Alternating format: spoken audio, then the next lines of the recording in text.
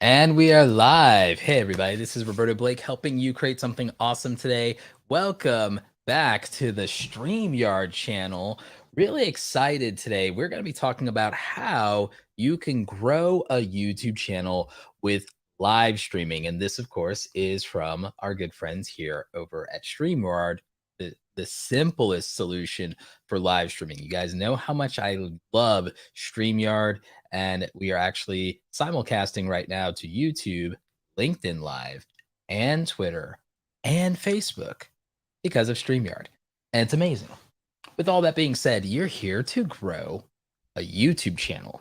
And so we're going to talk about the value of live streaming when it comes to growing your YouTube channel, because I know that's something that a lot of you here are looking to do.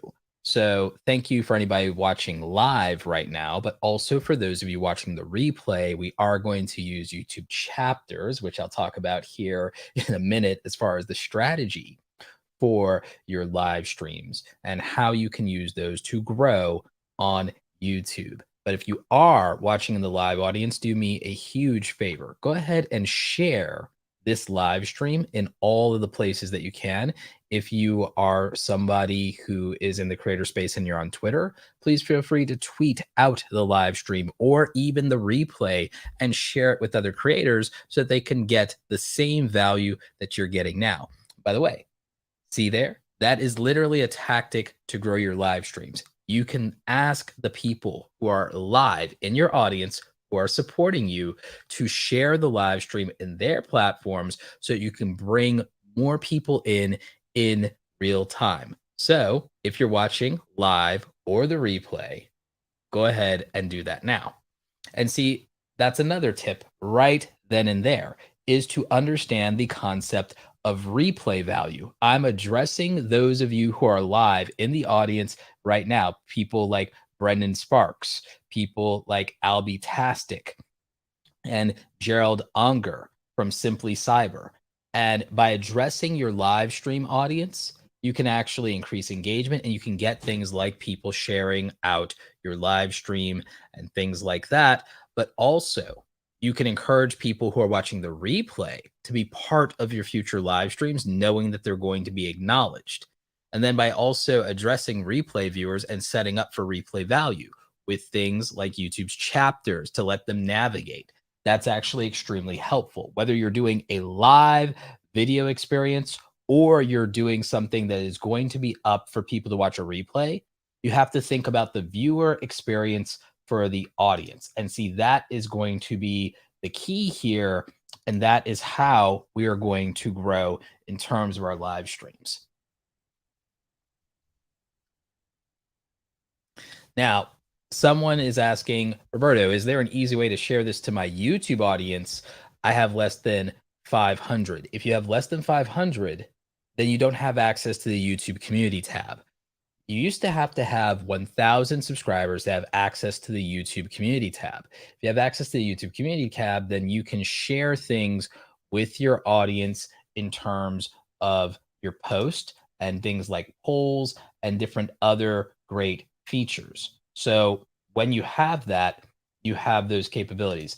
Now, something I'm going to look at here, I'm going to see if I can do something here for you guys. Does it let me set up and run straw poll here? No, it is not giving me that option for some reason. That's okay. But if you have 500,000 subscribers or more, you can absolutely use the YouTube community tab and you'd be able to set up a poll. And actually, in my case, if I just do something here, actually, I think I can run a poll. Yep, I can run a poll. So I'm going to ask you a question here in the poll that I'm going to run. I want to know, do you have over 1,000 subscribers?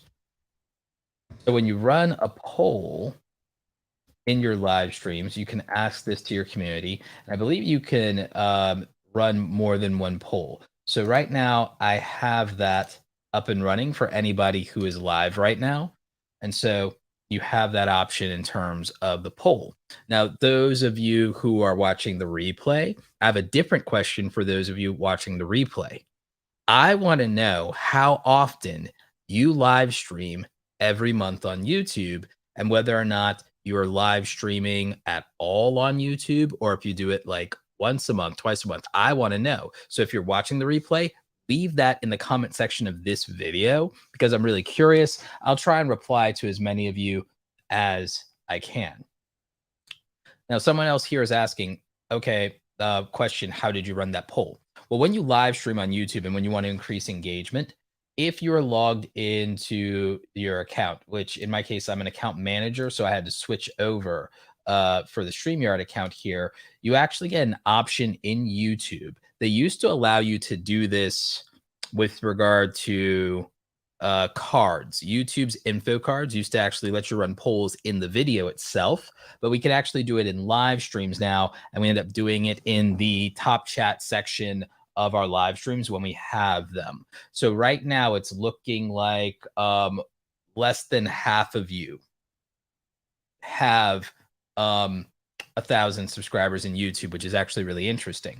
Now, some of you think, oh, well, I can't live stream if I don't have 1,000 subscribers in YouTube. And that's not true. You can actually live stream. You just can't live stream from your phone. You can't live stream for your mobile device, at least not natively with YouTube. However, you can via StreamYard. So that is your workaround. If you have less than 1,000 subscribers and you want to live stream from your phone, you can do it via StreamYard. So that is your ultimate workaround there. Now, they did this for several reasons. YouTube did. A lot of people in the community did not agree with it. So that is an issue.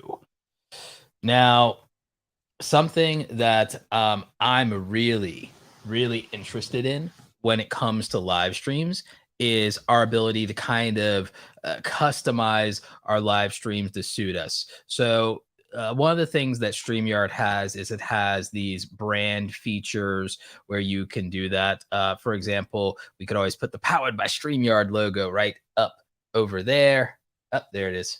Yep. So we could do that. We can use, these different types of overlays.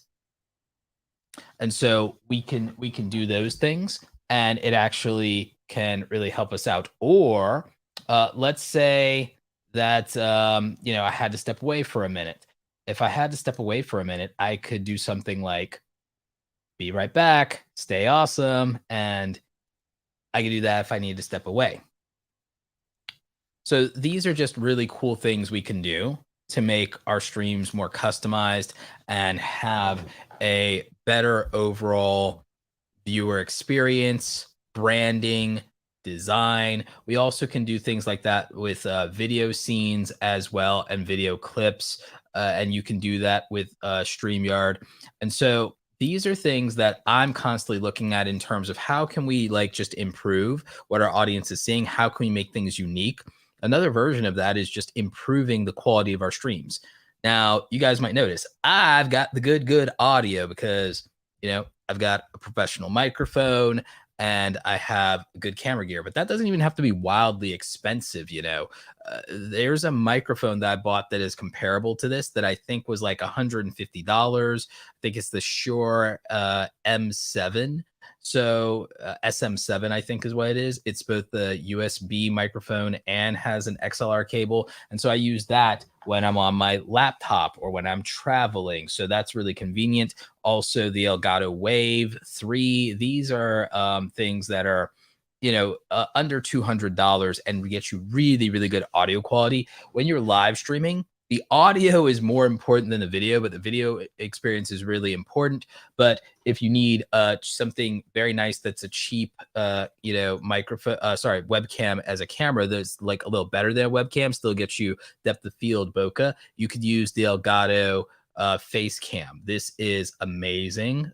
Thanks to Elgato for sending this to me, one of the early people to get it. So yeah, the Elgato face cam. This is tremendous. Okay. So there's things, it doesn't have to be wildly expensive. You could have a really good streaming setup for under $500 that would let you have, great video, great audio. The main thing is you might need some lighting. I have a stream deck and I can control my lighting, so I can, turn those things on and off. So I have really good lighting. Lighting from the sides at a high angle is ideal. So those things really help you when it comes to just having something look really good. And that's going to help with audience retention. So, with audience retention, that's something that I think can be really powerful. So I think that answered the question as to earlier, how can you live stream from your phone? We talked about the fact that you could just use StreamYard and you can live stream from any hardware that you have if you just have StreamYard. Or you could get to 1,000 subscribers on YouTube and they'll let you do it directly natively through your phone without using a third party app at all. So that's something that can help you. And then I gave you guys the really simple answer in terms of what gear improves the look of your stream. The gear that improves the look of your live stream is a quality camera. Now, I'm using one that has a actual lens. I'm using a Sony camera with a 24 millimeter lens. I'm using the A6600. When I'm traveling, I use the Sony ZV-E10. That would be a $700 camera, and then I slap a lens on it. The lens cost a few $100. So that's a more mid-tier to advanced setup. But for a lot of you, just go ahead and you can get a webcam. I think the best webcam out there right now is this one at about roughly $200 is the Elgato face cam. Then you can get the Elgato Wavelink for about 130, so a buck 30, or a Shure SMV or a Shure SM7. And so you can still do that under $500. You've got camera, you've got microphone, then you just have to worry about lighting. There's any number of ways you can handle lighting for about $100 or less. And as long as you're well lit, if you wear glasses like me to avoid some of the glare, you'll want light from the sides and from up high, and that will help you. So that will make your streams look good and sound good. The Elgato, you can adjust it. I'm not sure what the millimeters of the Elgato is, but you can actually use the software in the Elgato and you can adjust it. So that can really help you. And by the way, everybody, if you're watching live right now, do me a huge favor. And if you're watching the replay, do me a huge, huge, huge favor. Smash the like button for the YouTube algorithm. Smash the like button for the YouTube algorithm. It really helps. And like I said, share this content with other creators. You can do that in Facebook, Twitter, Instagram, anywhere that you want. Feel free to share it. This is going to be valuable for content creators. Let's see here. So one of the things that I think is actually extremely valuable if you are doing content creation and you're doing live streaming is to think about, okay, what's the structure of my live stream? What's the format of my live stream? And am I making this a show or is this a one-off? What I don't think you guys should be doing is just doing impromptu live streams where you don't have a plan. When you don't have a plan, then that means you don't know how you're going to control the viewer experience. It means that you don't know how you're going to navigate that hour or that 30 or 45 minutes or that 2 hours if you're just going into it without a plan. So what you should do is you don't have to have a script when you do a live stream, but you should have maybe a structure and a format. Primary example is I know there's a point where I'm going to strongly focus on Q&A, maybe more toward the end of the stream, toward the last 30 to 40 minutes of the stream. Okay. I do know that because we do have a great audience, that I could also interrupt parts of it specifically just to address audience concerns in real time if I think that people may not be around later. Let me give you a primary example. Here's a great question that makes for a good segment. How easy is it to stream from my phone, and are all the StreamYard features on mobile? So that's a great question, and that most of the StreamYard features are on mobile. Dean Niman is the master of mobile. So he has the best information around the mobile live streaming experience, even with StreamYard. But it's actually very easy to stream from your phone on StreamYard because you don't need to download everything. That's even the best part about StreamYard, period. You don't have to download anything in order to use StreamYard. And you can be using it from your phone. You can use it for your laptop. You can use it from your iPad or any other tablet device because it's browser based software with nothing to download. And so that makes it ideal. So Annette, I hope that for the most part that answers your question when it comes to how easy is it to stream from your phone and are all the StreamYard features on mobile. I don't know which features are not on mobile, but the main ones that you need for a good live streaming experience are there. And so, boom. Besides, I think you'll have a few more features than you would if you just did it from YouTube's app, mobile app. Just saying. No offense, Team YouTube. So there you go. So that is practical. Now, when it comes to your live streams, aside from having a structure and a plan from your live streams, there's also just straight up the concept of prep work. Okay. So there's the straight up concept of doing your prep work. And when it comes to that, we're mostly talking about designing and making your thumbnails for YouTube, as well as planning out your titles and your descriptions. So when it comes to that, let me just show you a little bit of show and tell when it comes to quality thumbnails. So if you look at my screen, this is a little tool you may be familiar with. This is a little tool called Adobe Photoshop. As you know, that I am a Photoshop guru, as they say. And so this is what I mostly use. Now, when it comes to Adobe Photoshop, I have kind of a way about me of how I like to make thumbnails, generally speaking. And one of the things I do is I actually have poses where I'm already removed from the background that I've shot with my camera. I've used a professional camera for this, good lighting. And so I have maybe 100 of these poses, and I can just drop them in, then put another element and a background in there. And then if I need another element like a logo or anything like that, I can do that. And some thumbnails just work better without text. And I felt like a how to grow on YouTube live streaming video could just do better with me motioning and pointing toward a YouTube interface, just because it just communicates exactly what this thing is without requiring somebody to read. And this will actually do very well even on a mobile device if that's how people are viewing and if they have small screens. So when it comes to that, I just figured that it's the most practical thing that I could do when it comes to making a thumbnail. And by having a custom thumbnail for my live streams and then making it for every individual live stream that I do, I'm making it feel like a regular YouTube video and I'm making it competitive. Now, what some people do that I think is a mistake is they just keep using the exact same thumbnail over and over and over again. I think that's a mistake for branding. I also think it's a mistake in terms of people maybe thinking it's the same video and skipping over it. I think that people think it's the same video and skipping over it if you do the same template over and over again.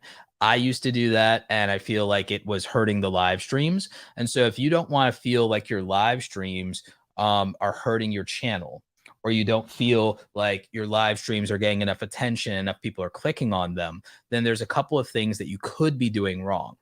One, you may not be promoting your live streams in advance. The best thing is to schedule them.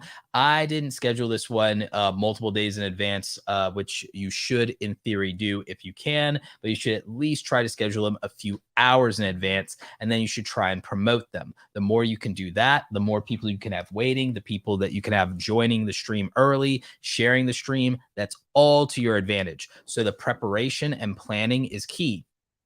Part of that is having a prepared thumbnail. Part of that is having a prepared title. The other thing you should do is, instead of just telling people that, oh, you're going live, you should have a title prepared just like a regular YouTube video. So that is what would be ideal. Me, by having multiple poses, and again, you don't have to have 100 poses like me. That might be going too far. I'm going extreme.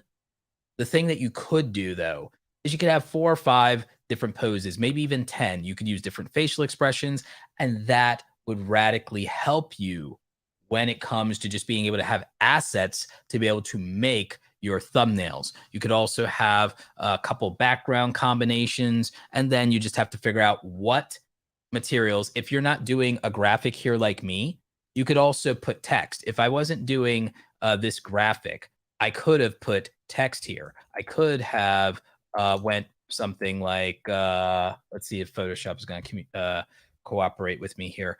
I'm going to use a font. I'm going to use like Futura Bold because I really like that.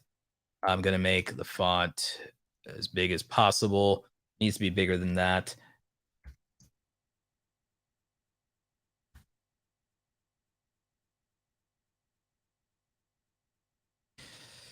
I don't necessarily like that. Live streams. Oh. Channel. I don't necessarily like that. You see, you have to have a plan for this. Like, what are you like, grow on YouTube by going live? Okay. So that's probably closer to what I might want in terms of what the actual text is. I'm going to turn that text white, and this is going to be just like kind of basic. So if I wasn't going to use an image, I could have went this way. I'm using 3 lines. I'm making YouTube big because that's what you all care about, right? You care about being a YouTuber. You care about growing on YouTube. So let's see. I can make these relatively the same. So I'll make this also about 112. Make this 112. Spread that out just a little bit in Photoshop. And again, I'm a Photoshop guy, so I'm just using shortcuts and commands to do this super fast. But I'm just giving you guys an idea of what could be interesting and how to make something look good. Now, watch this. I'm going to use a trick here. I'm going to make that YouTube, like how to grow on YouTube part, red. I'm going to also make all of this bigger. Hang on.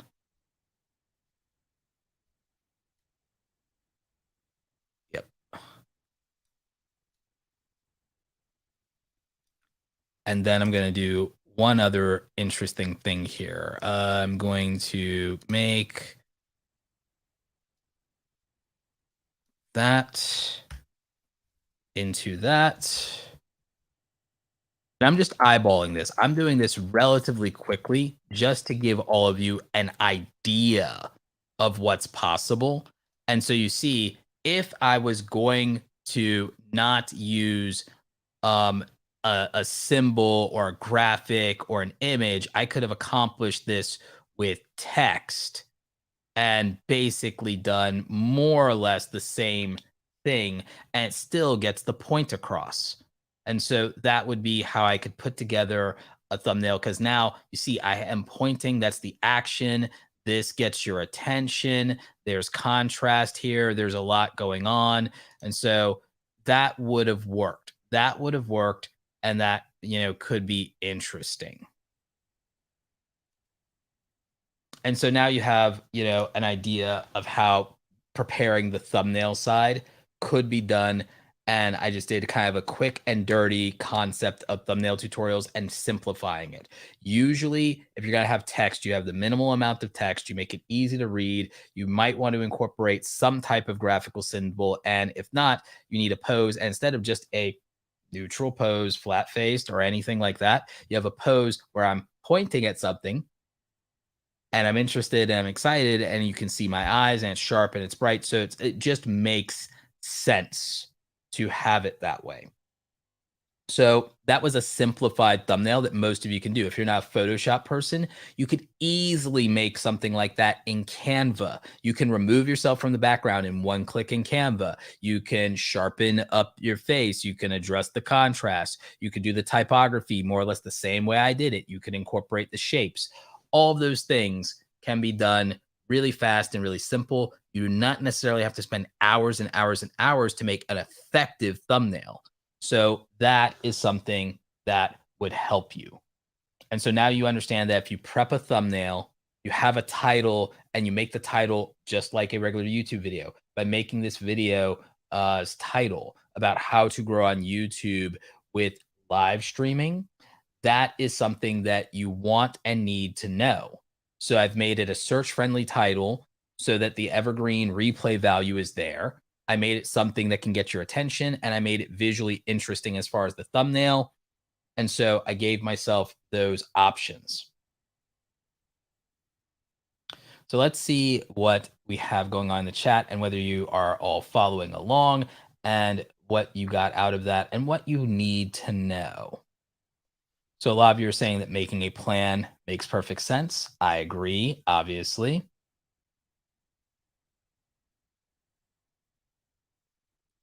Some of you are saying that you don't stream, but you would like to.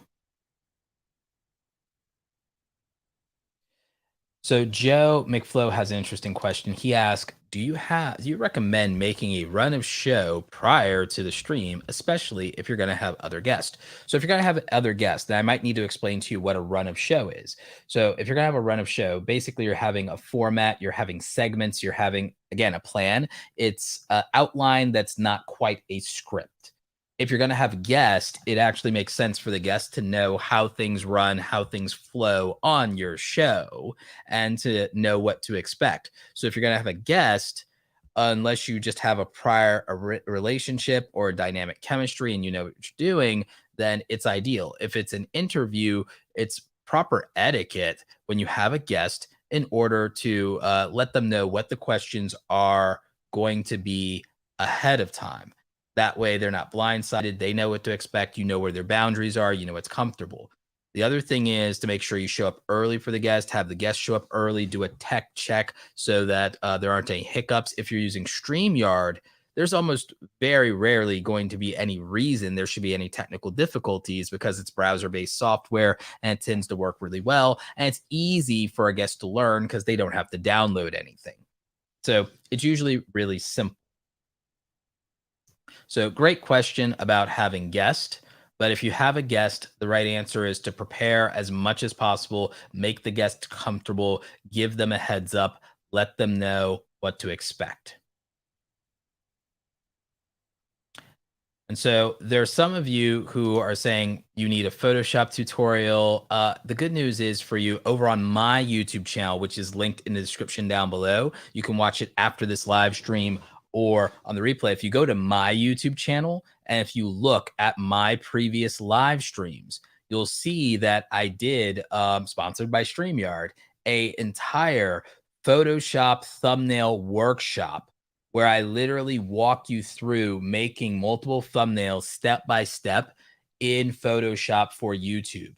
So if you want to make the time to learn how to do that, if you go to my YouTube channel, youtube.com/RobertoBlake2, it's linked in the description down below, then you can go to my channel, go to my previous live streams, and you can actually get a step-by-step walkthrough of making YouTube thumbnails using Adobe Photoshop.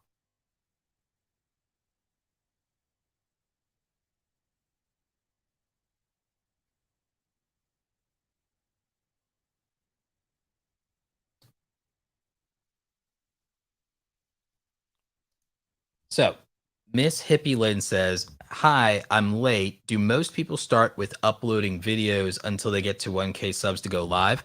It depends. Some of them do if their plan is to go live from their mobile phone because you cannot go live from your mobile phone if you have less than 1,000 subscribers unless you use StreamYard. Now, if you are not planning to do that, which again, you can if you use StreamYard, then the answer to that comes down to what your goals are. Some people will go live from their desktop or they'll use StreamYard when they don't have 1,000 subscribers, or when they do because they're trying to get to 4,000 hours of watch time.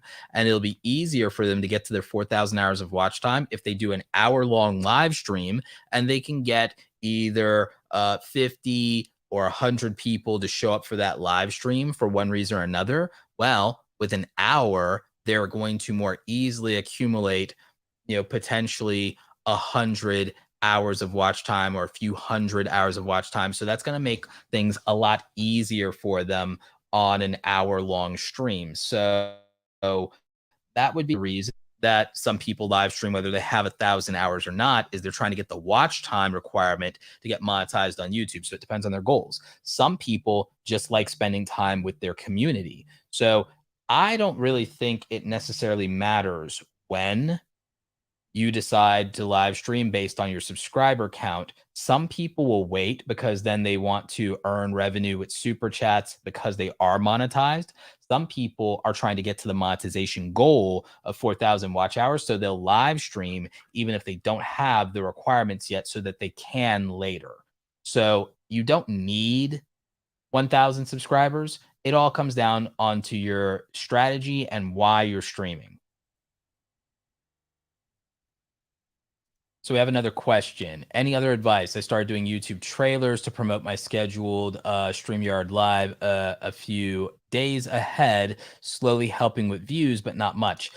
It depends. What's the thumbnail like? Views come down to topic, titles, and thumbnails and timing. So depending on what you're streaming, it may not be enough to get people's attention. If views are down to attention,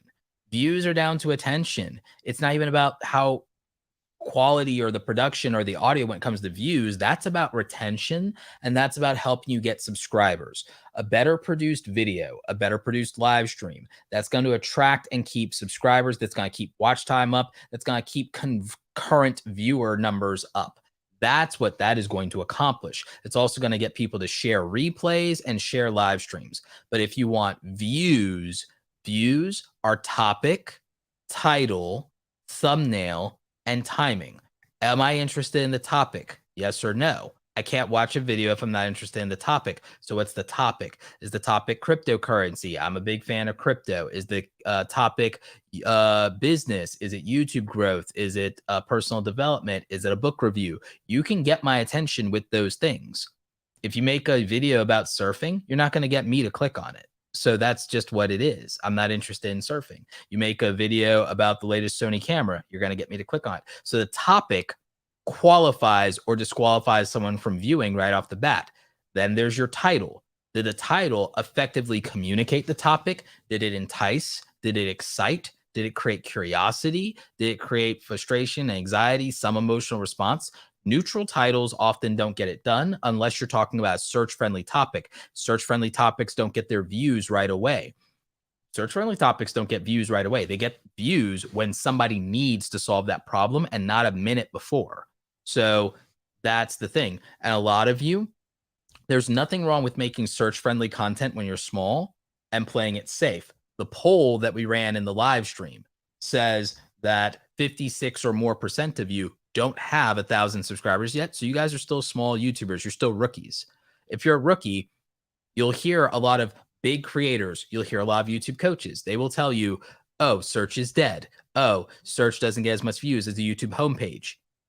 You're not a Photoshop wizard. You're a rookie content creator. You're not a Photoshop wizard. So you're going to compete on the YouTube homepage with the likes of Mr. Beast and David Dobrik and iJustine.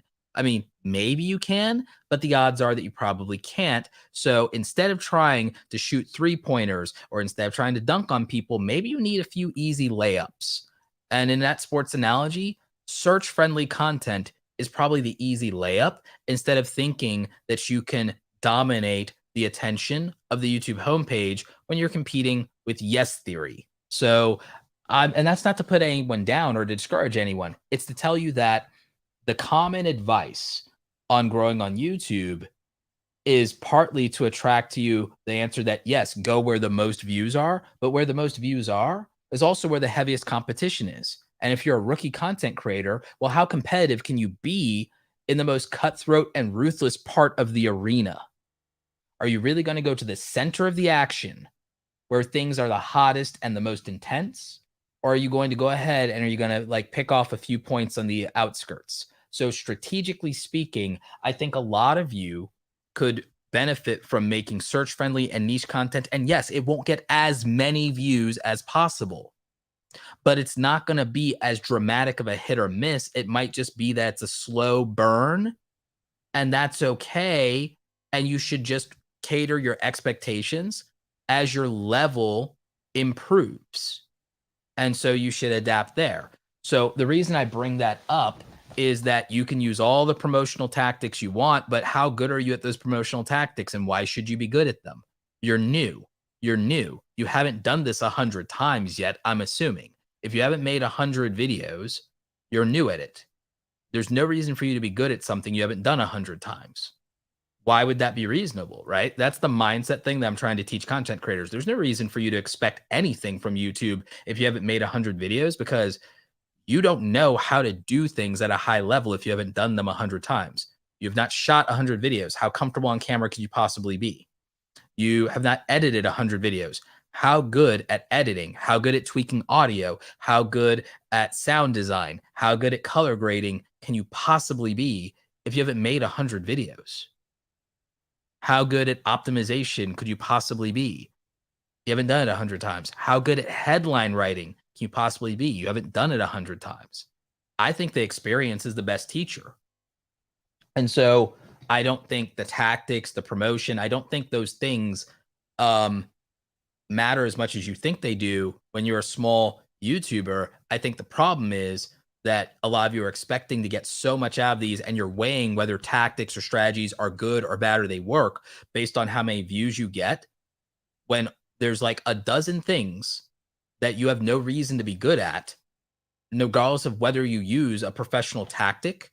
You have no experience in the execution of that tactic. So you can't evaluate how good a tactic is or isn't because you're not good at the execution yet, and you have no reason to be good at the execution yet because there's no practice. It's just like sports. I can teach you the technique for a perfect jumper. You don't even know how your body works to accomplish that jumper because you've not played basketball. You see what I'm saying?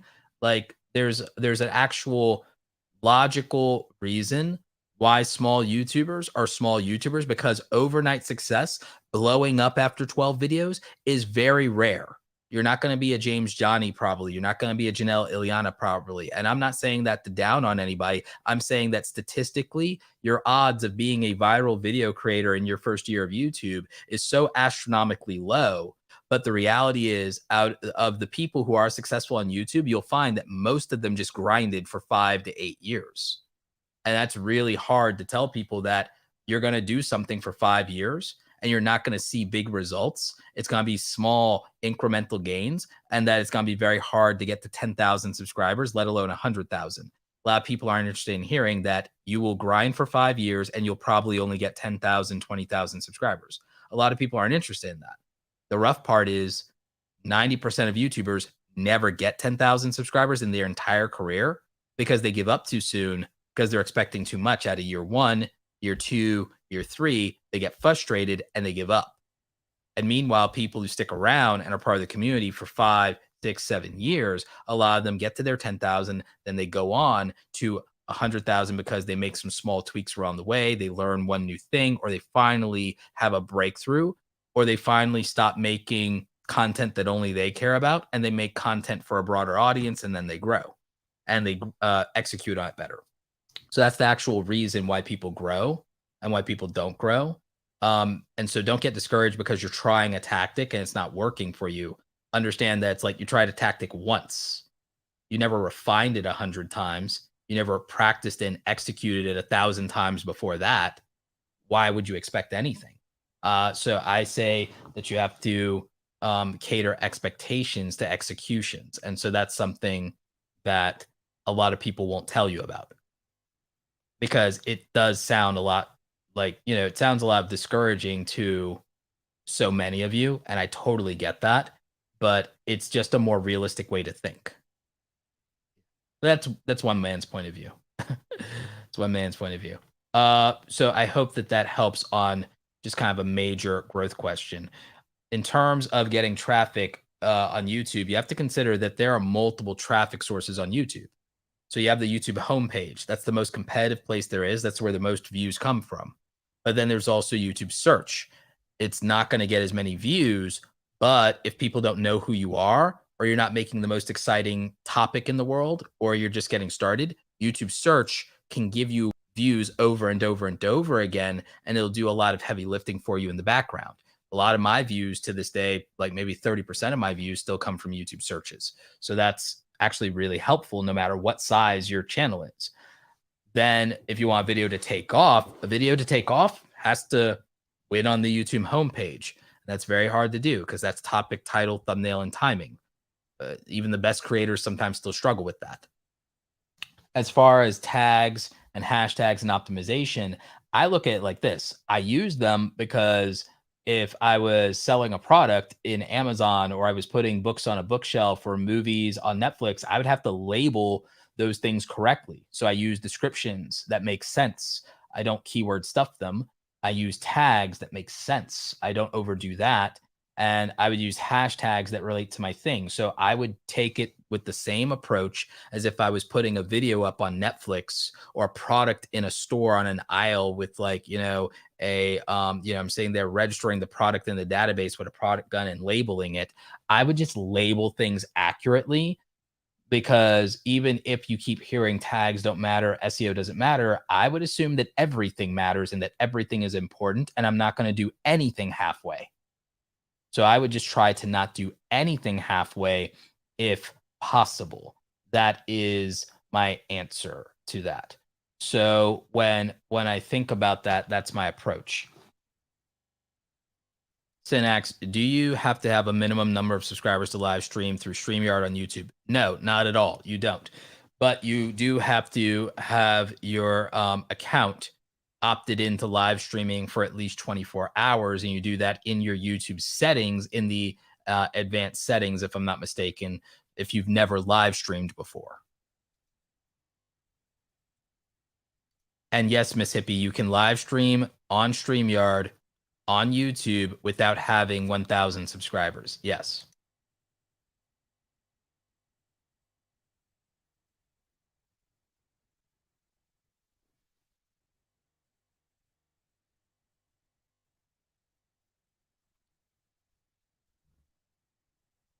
So let's see what other questions we have. Let's do mostly Q&A here where I will answer your questions. And I appreciate you. And remember, when the stream is over, make sure that you're sharing this stream because it'll be extremely helpful for other content creators. And yes, I agree. Someone who crushed it on their first video is James Johnny. But I'll be real with y'all. I'm not even as good as an editor as James Johnny. I'm not as good as a voice narrator. I'm not as good as a voice actor. I'm not as good of a storyteller. And I'm certainly not as good as an editor as James Johnny. So he deserved to crush it on his first video because that's just somebody with a top tier God given talent who also practiced and made videos you never saw before he ever put one up on YouTube. So James Johnny practiced over thousands of hours before you ever saw his first YouTube video. And that's the difference. A lot of you might put 1 hour, 2 hours, 10 hours into your first YouTube video. I can tell all of you that James Johnny, and I've actually coached with him before, James Johnny put 100 hours into making one video. That's very hard to compete with. And he put 1,000+ hours into preparing to go onto YouTube. So if you're wondering what the difference is between every other content creator who never gets that out of their first video and never blows up and goes viral, and what makes someone like James Johnny, is the difference between, are you someone who can justify spending 120 hours on executing one video? And are you somebody who will put in 1,000 hours before you ever launch a YouTube channel? And does that make sense for you? And the thing is, most of you all don't put in 100 hours before you launch a YouTube channel, and you might not even put in 10 hours on the first video you ever make. And that's okay because a lot of you work jobs, you have families, you have whatever situation you have in life. That's not a reasonable thing. But I'm telling you, the people who succeed at a level and at a rate that seems abnormal are doing abnormal things, not average things. And they might have a situation that's very different than the life you're living. So there's not really any point in comparing yourself to them. So that's a whole, different situation that they have. And so you shouldn't beat yourself up if you don't have that.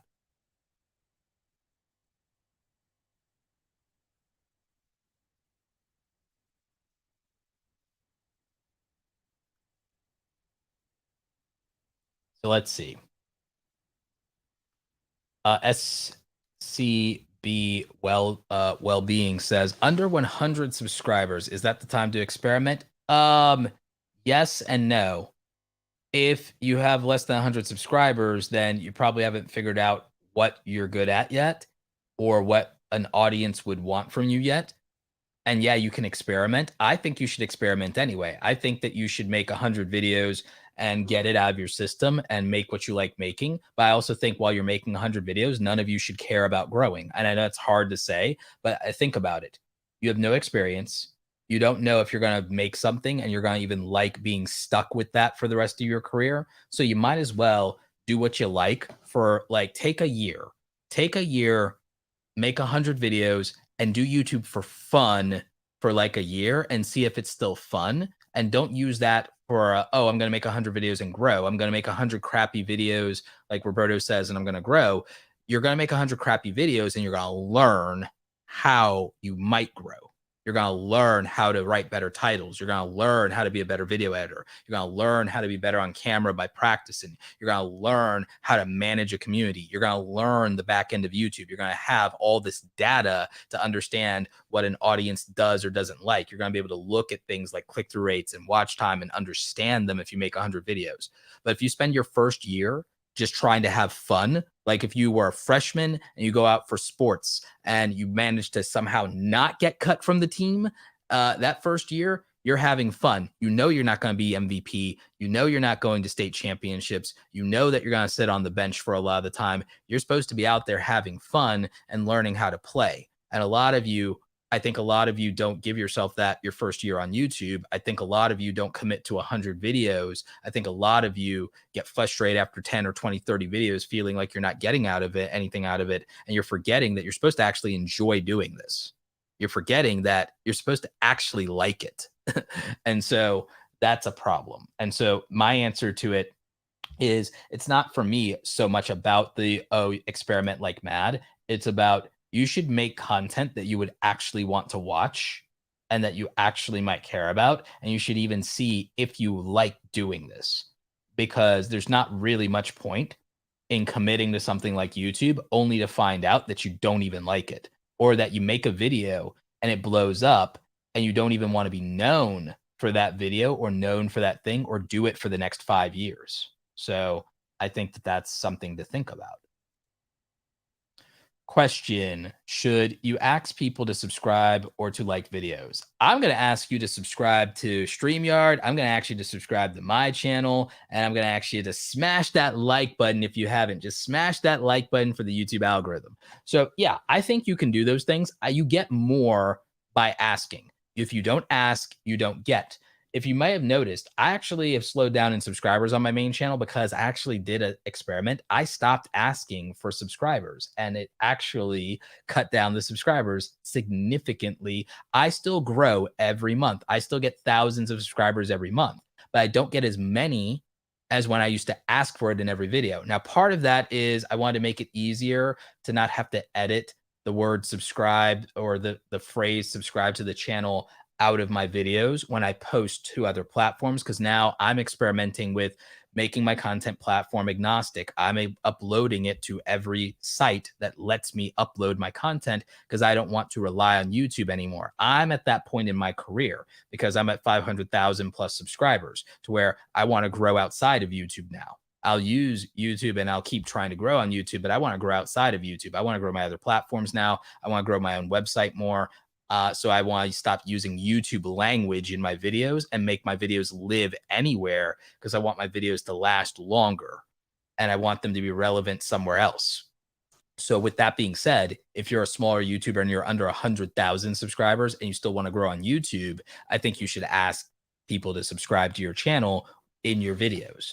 And how you do that is up to you. So that's what I would say about that. How important is a channel name? I think a channel name needs to be easy to spell and easy to pronounce and easy to understand. I think in general that's just good common sense, good branding, good marketing.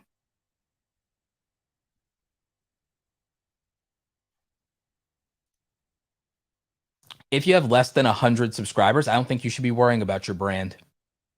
That's my answer. How to experiment while keeping in line with a brand, or should I not worry about it at less than? If you have 100 subscribers or less, I don't think you need to be worrying about a brand if your whole thing isn't a business where you're trying to get customers. If your thing is a business where you're trying to get customers, then you'd have to do completely different tactics. I don't think that describes most of you, so you probably don't need to be worrying about it.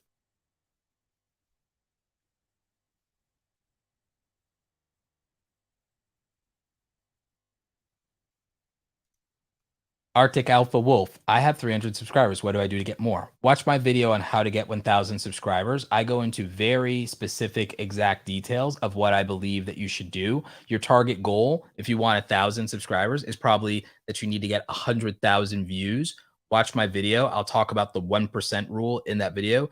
If you want 1,000 subscribers, more than half of you said you don't have 1,000 subscribers. Watch my video on my YouTube channel about exactly how to get 1,000 subscribers on YouTube. That video has, I think, almost 500,000 views now. It's a very important video. I go into details that I don't think any other YouTube coach really has gone into just yet. And I'm the one who came up with the 1% rule by looking at the data. And that means you need to be targeting looking at getting at least 100,000 views if you want 1,000 subscribers. And I talked to you about how you can make that happen more easily by focusing on topics, titles, thumbnails, and timing, and why you need to understand your target audience.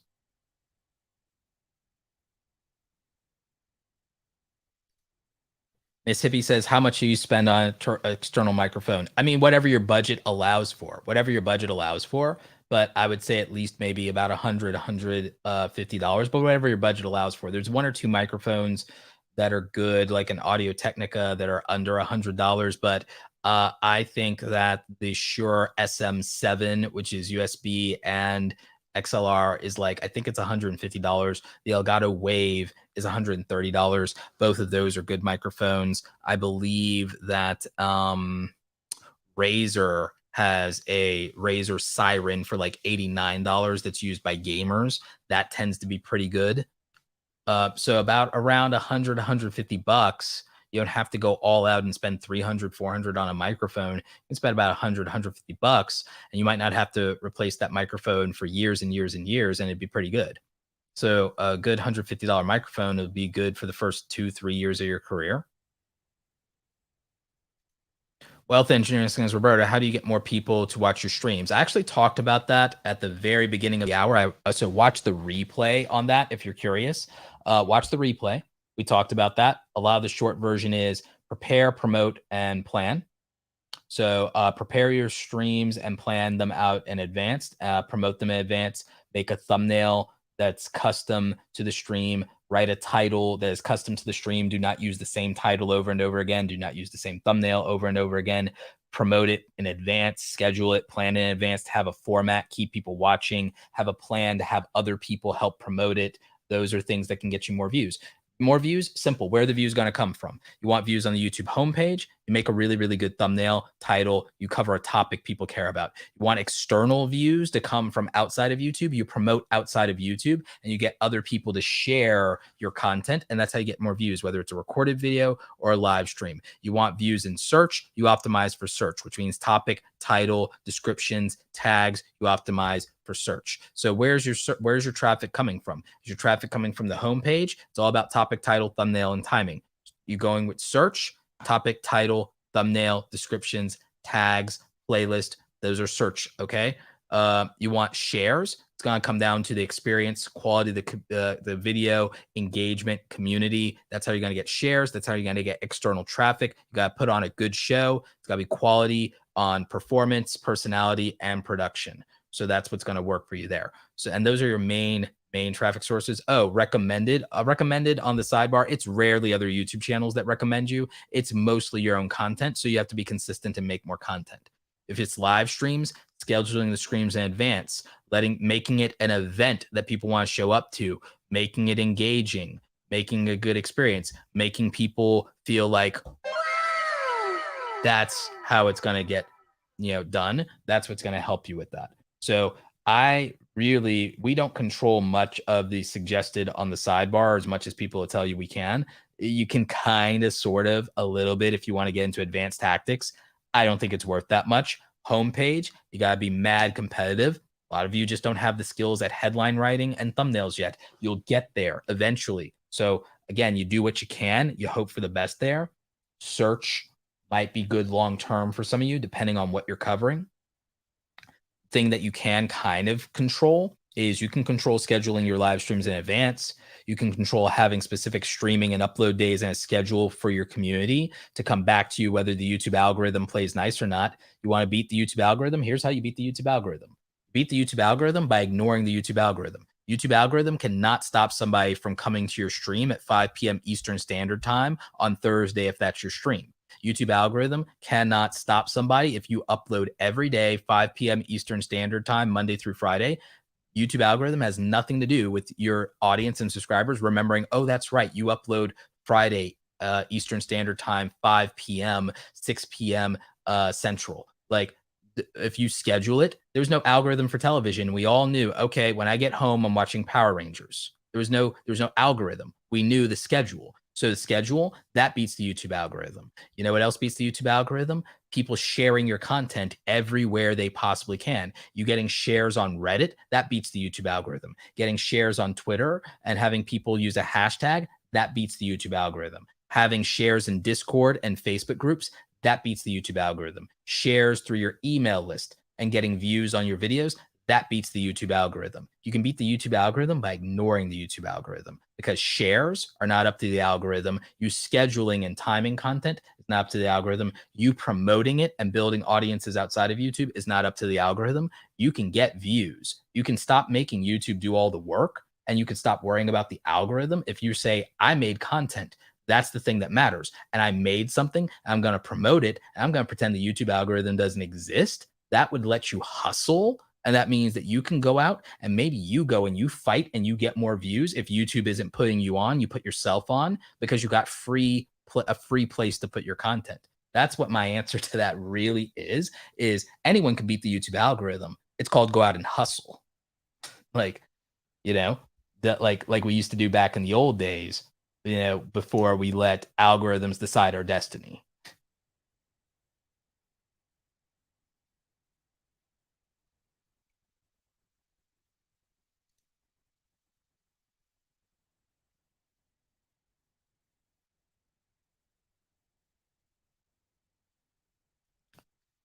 So let's see.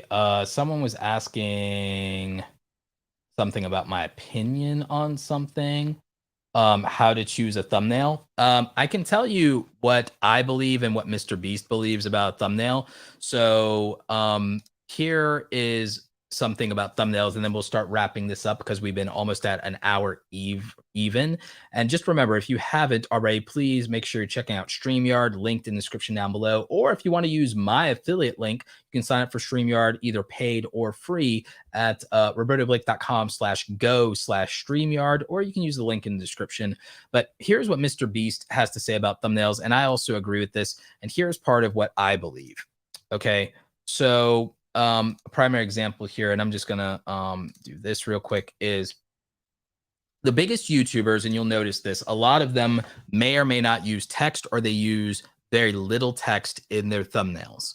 What they do is they use action, expressions, they use emotion, they try to convey a point.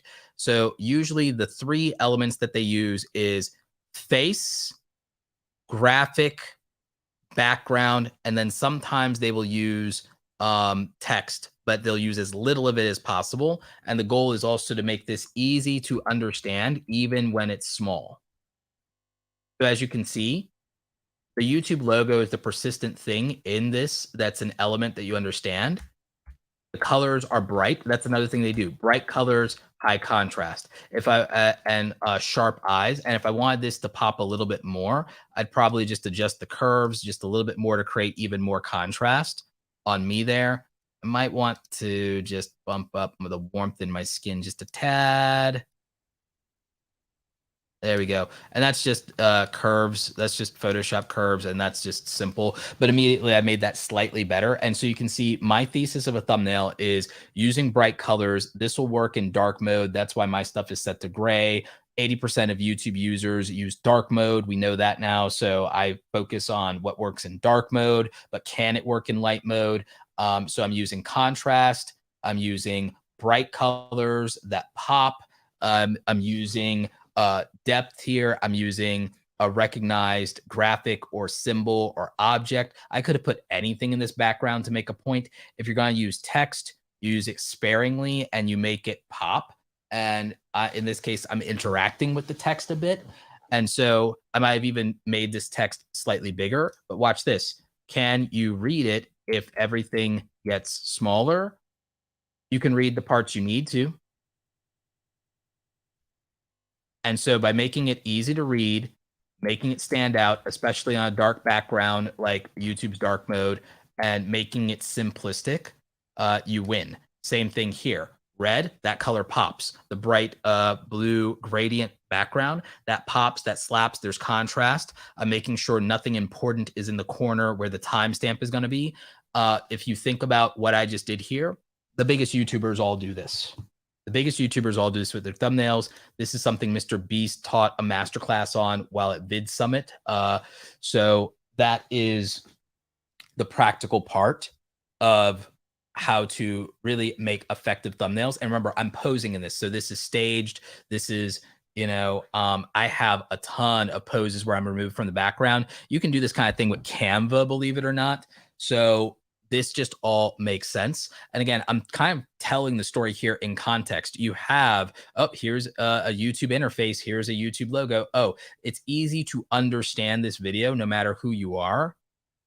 And I'm pointing to it. I'm interacting with it. It makes perfect sense.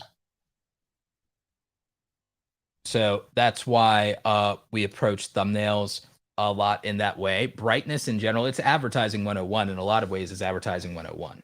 So that's the thing.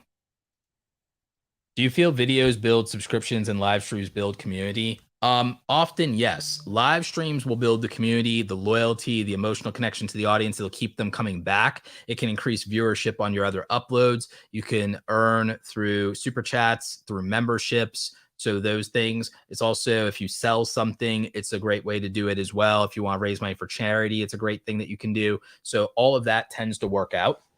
So live streams build community. Videos can build subscriptions. Yes, I agree with that.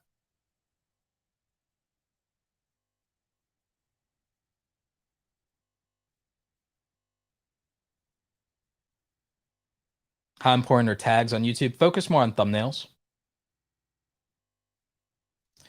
Do you think channels that often live stream should create a separate channel? I might have thought differently 2 or 3 years ago. It's actually been working out fine for a lot of people. Nick Nimmin, Sean Cannell. You even have seen Emily D. Baker blow up by doing streaming. Streaming hasn't hurt H3 Productions with their podcast and stuff like that. I don't think you need a separate channel for live streaming. I might have said something different 3 years ago.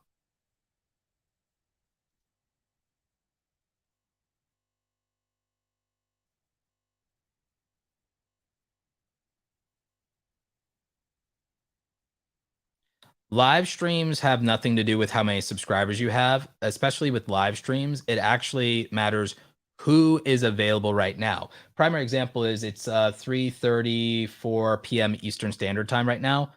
A lot of people could be at work. StreamYard might have a bunch of subscribers, but they could be from all over the world.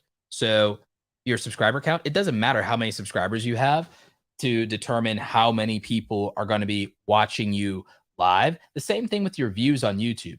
Anyone who thinks that view to subscriber ratios actually matter, including some bigger YouTubers who still thinks it matters, is wildly ignorant about how YouTube works. And I understand that because larger YouTubers have perpetuated and promoted that in the past. Small YouTubers like to believe it. There is no such animal as view to subscriber ratio actually mattering. And when you get deeper into YouTube analytics, when you've done this for a long time, you will come to realize that.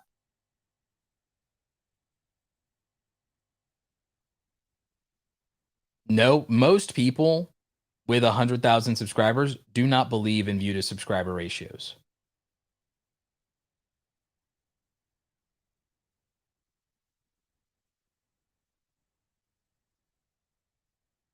Dark mode for the win. I agree. Dark mode, all things. Yes, I agree. I agree.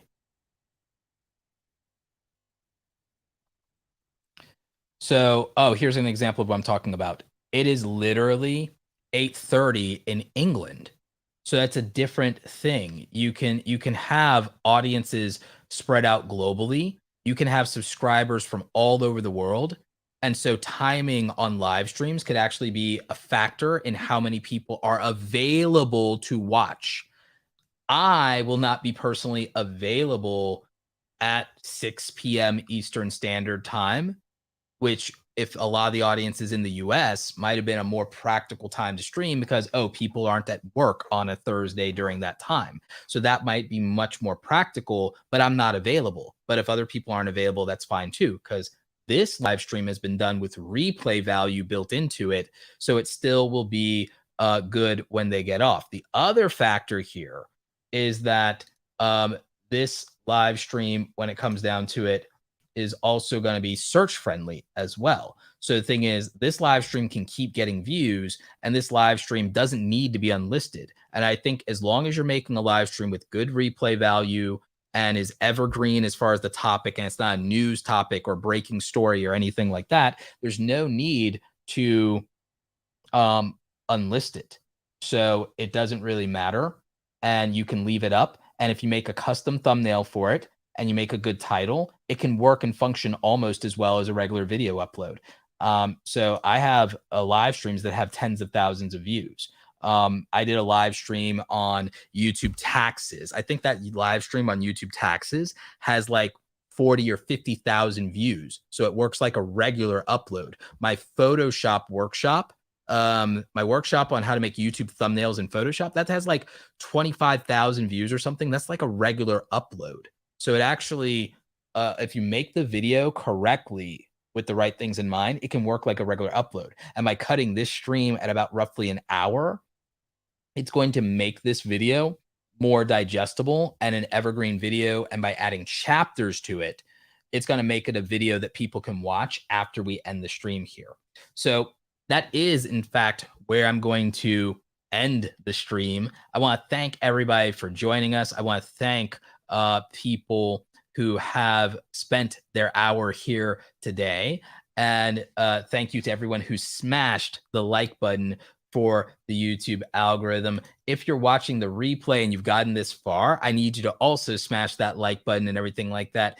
Get this video to, let's set a like goal for this video. Let's get it to 250 likes at least. And for everybody that actually on the replay of this video comments with a question, I'm going to try to go back in and I'll try and answer the questions, and I'll be answering them from my Roberto Blake YouTube channel's account. So you'll see me hanging out in the comment section if you guys want to come back. And if you want to do that, remember to share the live stream. Remember to share your own live streams because that's going to be important. And remember to focus on building in replay value to your streams and also set them up for success at the very beginning. Remember that a good viewing experience grows subscribers, but good topics, titles, thumbnails, and paying attention to timing is what gets you views. You need views to get subscribers. You need quality content to get those people to subscribe and to come back for more. And remember that if you schedule, plan, and promote your streams and even your YouTube videos themselves, you have a better chance of beating the YouTube algorithm by ignoring the YouTube algorithm and focusing on hustling at getting people invested in you and the content that you're making. Take advantage of YouTube. Don't rely on it. That is the thing that I want more of you to start to understand. Anyway, thank you so much to the team at StreamYard. I really appreciate them giving me some time with all of you. I appreciate you all making the time and watching on multiple platforms. We got you guys here on Facebook, Instagram, StreamYard's YouTube channel, and of course on Twitter. And I really do appreciate it. Stay awesome. I'll catch you again on the next one. Take care.